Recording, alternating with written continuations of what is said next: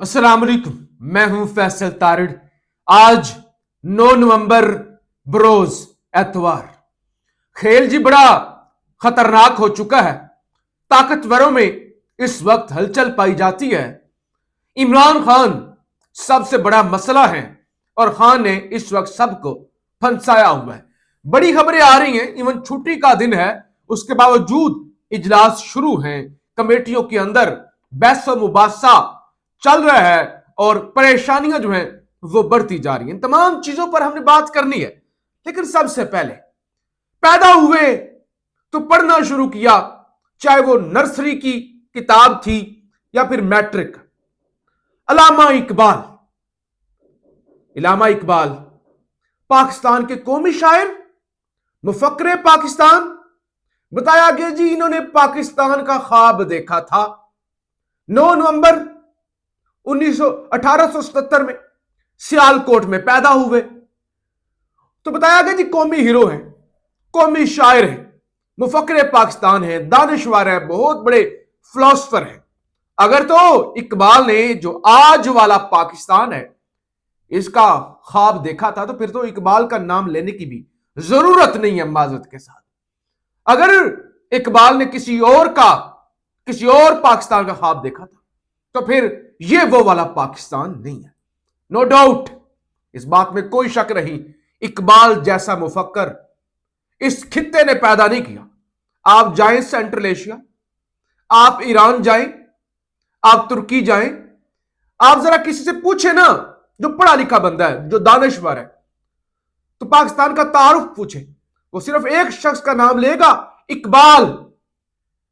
कायदे आजम मोहम्मद अली जिन्ना को वो लोग नहीं जानते, उनको नहीं पता कि कोई कायदे आजम मोहम्मद अली जिन्ना साहब भी थे, उन्होंने डिवाइड की थी, पाकिस्तान बनाया था। नहीं, इकबाल एक शख्स का नाम लेते हैं, इकबाल।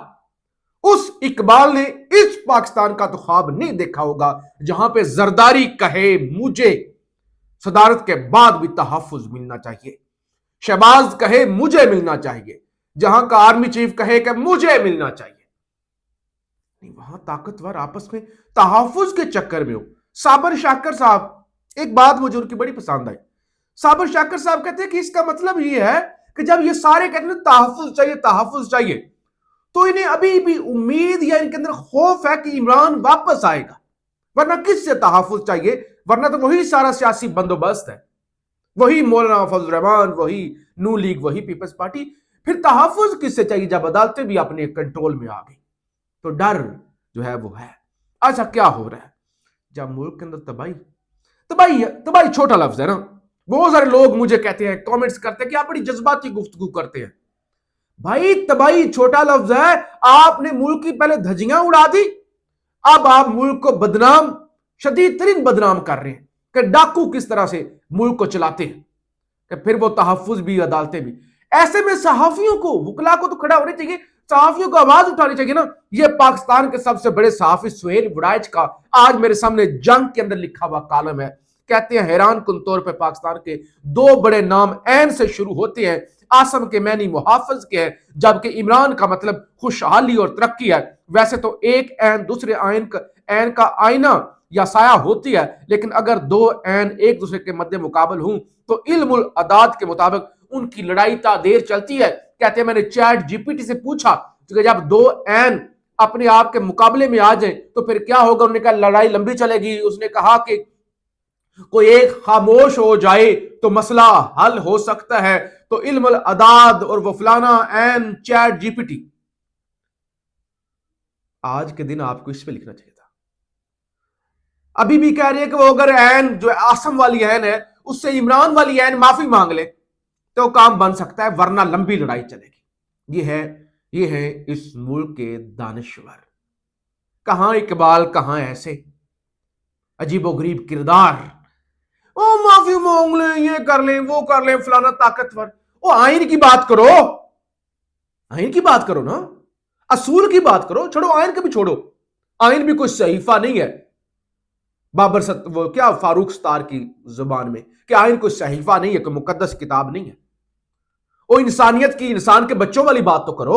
अच्छा, फिर एक और चीज, ख्वाजा साद रफीक ने आज इकबाल का एक कलाम پوسٹ کیا. کہتے ہیں افسوس صد افسوس کہ شاہین نہ بنا تو، دیکھے نہ تیری آنکھ نے فطرت کے اشارات. اپنی جماعت کو کہہ رہے کہ شہین نہیں بنے آپ نے، ووٹ کو عزت نہیں دی، بس اشاروں کنایوں کے اندر ہی باتیں کرتے رہے. لیکن آج ظفر نقوی نون لیگ سے ان کا تعلق ہے، یعنی تعلق سے مراد نون لیگ کی طرف سے ہی یہ کرتے ہیں صحافت. تو آج انہوں نے جو ہے وہ ظاہر انہوں نے تھوڑا سا کھڑے ہوئے ہیں، پتہ نہیں اب اس کے پیچھے وجہ کیا ہے. کہتے ہیں اسلام آباد ہائی کورٹ نے جب کہا تھا کہ عمران خان کسی بھی مقدمے میں گرفتار نہیں کیا جا سکتا اور نہ ایف آئی آر درج ہو سکتی ہے، تو اس وقت سپریم کورٹ کے سینئر موسٹ جج جسٹس سردار طارق نے کہا تھا یہ کیسا حکم دے دیا ہے. کہتے ہیں اس وقت جو جج تھے طارق مسعود صاحب نے کہا یہ کیسا حکم دے دیا ہے، ایک بندہ عدالت سے باہر نکل کر قتل کر دے تو کیا اس پر مقدمہ نہیں ہوگا.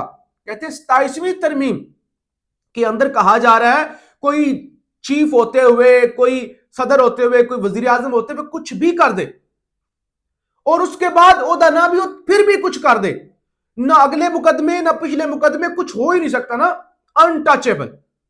تو ظفر نقوی صاحب سوال اٹھاتے ہیں کہ اب کوئی جج کیوں نہیں بول رہا، جس طرح تاحیات معصومیت کے سرٹیفکیٹ بانٹے جا رہے ہیں، اس کی ماضی میں دنیا میں کوئی مثال نہیں ملتی. اب کہتے ہیں کہ جج کیوں نہیں بولتا. اس وقت تو خان کی بات آئے نا، دو ٹکے کے لوگ بولنا شروع ہو جاتے ہیں اور پیچھے چلے جاتے ہیں پاشا فلانا ڈمکانا. اور تمہیں پاشا یاد ہے، تمہیں فیض یاد ہے، وہ فیض نے یہ کیا. اچھا جو بھی ہو رہا ہے اتنا تو فیض نے کچھ نہیں کیا، اتنا فیض نے نہیں کیا ہوگا. اگر کوئی فیض نے کیا بھی ہے نا تو فیض نے یہ جو بھی ہو رہا ہے اور اس پر موجودہ فیض کیا کر رہے ہیں، اس پر کیوں راوی خاموش ہیں. بہرحال ظفر نقوی نے لکھا کہ وہ شداد تھا، ایک شداد تھا. حضرت ہود علیہ السلام کے دور میں حضرت ہود علیہ السلام اس کے پاس آئے اور کہا کہ اچھے بن جاؤ، بندے بن جاؤ، انسان کے بچے بن جاؤ، تم بادشاہ ہو، اچھے کام کرو گے تو جنت میں جاؤ گے. اور جنت کا جب بتایا گیا تو شداد نے 300 سال لگا کے خود اپنی جنت بنا دی. تو اشارے دے رہے ہیں کہ یہ جو آپ بندوبست کر رہے ہیں آپ نے ہمیشہ زندہ نہیں رہنا. تو بہرحال اچھی بات ہے، آوازیں جو ہیں وہ اٹھ رہی ہیں. لیکن مسئلہ کیا ہے؟ مسئلہ یہ ہے یہ جو ابھی ترمیم آئی ہے نا، اس میں جو وزیر اعظم شہباز جب انہوں نے مسودہ دیکھا، پہلے تو انہیں پتہ ہی نہیں تھا کہ کیا ہے، بس اتنا تھا ترمیم ہے، اس کا نمبر 27 ہے کیونکہ وہ 27ویں ترمیم ہے آئین کے اندر.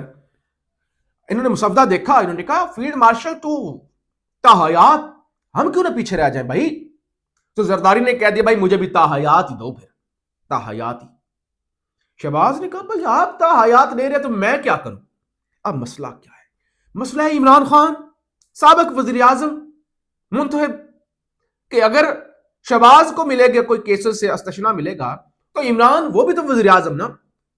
صالح ظافر نے خبر لگائی کہ پھر آپ نے یہ ترمیم کر دی تو 1 منٹ کے اندر عمران خان کو آپ کو جیل سے نکالنا پڑے گا. اب یہ مسئلہ بنا ہوا کہ اب کیا کریں.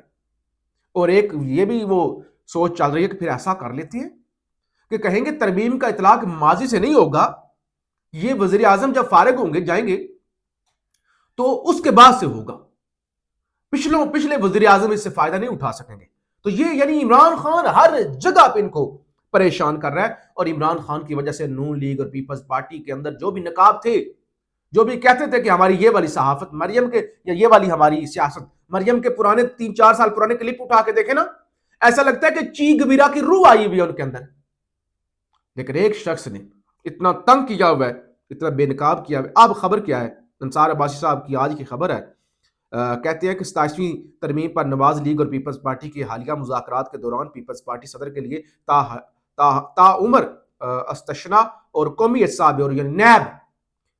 پیپلز پارٹی کہہ رہی ہے بھائی وہ جو چارٹر آف ڈیموکریسی تھا اس کے اندر ہمارا یہ طے ہوا تھا کہ بھائی ختم کی جائے، یہ نیب ختم کی جائے، تو نیب بھی ختم کرو اور تاحیات جو استثنا ہے وہ بھی دو. تو یہ اس وقت جو ہے وہ تماشا جو ہے وہ چل رہا ہے. اور جبکہ مزمل سہروردی صاحب کہتے ہیں کہ مولانا فیصلہ ہو گیا تھا جب 26ویں ترمیم پہ مولانا فضل الرحمان ذرا وہ تنگ کیا تھا نا، اس وقت فیصلہ ہو گیا تھا کہ مولانا نیکسٹ جو بھی ترمیم ہوگی مولانا کو مائنس کر کے ہوگی، مولانا کا کوئی لینا دینا نہیں ہوگا. اور اب کہتے ہیں کہ اب کیونکہ پیپلز پارٹی والی چیزیں مانگ رہے ہیں نا، اب یہ طے ہو گیا کہ اب اگلی جو ترمیم آئے گی اس میں ہم اتنے پی ٹی آئی کے بندے نائل کر کر کے سزائیں دے دے کے اور ان سیٹوں پر نون لیگ کو جتوا کے اتنی میجورٹی کر لیں گے کہ پیپلز پارٹی کی بھی ضرورت نہیں پڑے گی. یعنی آئندہ سسٹم سے مولانا گیا, پیپلز پارٹی کو بھی اسی طرح سے سسٹم سے اٹھا کے باہر پھینک دیا جائے گا, اور پھر فیلڈ مارشل ہوں گے اور شہباز شریف ہوں گے, اور یہی جوڑی جو ہے وہ چلے گی. بہرحال اس وقت جو ہے وہ معاملہ چل رہا ہے, اجلاس جاری ہے. جو قاسم گیلانی ہے سابق وزیر اعظم کے بیٹے, وہ ایک ترمیم لے کر گئے ہیں کمیٹی میں کہ پنجاب کے اندر جو ہے وہ نئے صوبے بھی بنائے جائیں, جبکہ زاہد گشکوری صاحب یہ دعویٰ کر رہے ہیں کہ سابق امریکی صدر کو اپنی تمام کارروائیوں پر تاحیات فوجداری استشراء حاصل نہیں ہے.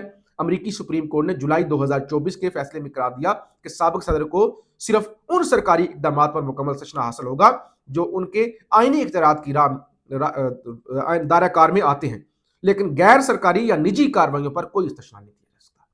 یعنی امریکہ کے اندر بھی یہ نہیں ہے, دنیا کے کسی ملک طاقتور یا کمزور ملک کے اندر بھی یہ نہیں ہے کہ اپنے آپ کو خود ہی امیر المومنین بنا لو اور اپنے آپ کو خود ہی فرشتہ بنا لو اور کہا جائے کہ ہم تو معصوم ہیں, ہم سے تو تا حیات کو غلطی ہو نہیں سکتی, اور اگر غلطی ہو جائے تو پھر اس پر کاروائی نہیں ہو سکتی. بہرحال آج تحریک تحفظ آئین پاکستان کی پریس کانفرنس بھی ہے پریس کلب کے اندر, اس حوالے سے بھی ہم آپ کو آگاہ کریں گے. اور آج انہوں نے رات 8 ساڑھے 8 بجے کی کال بھی دے رکھی ہے. تو اب دیکھنا یہ ہے کہ اونٹ کس کروٹ بیٹھتا ہے. پاکستان زندہ باد.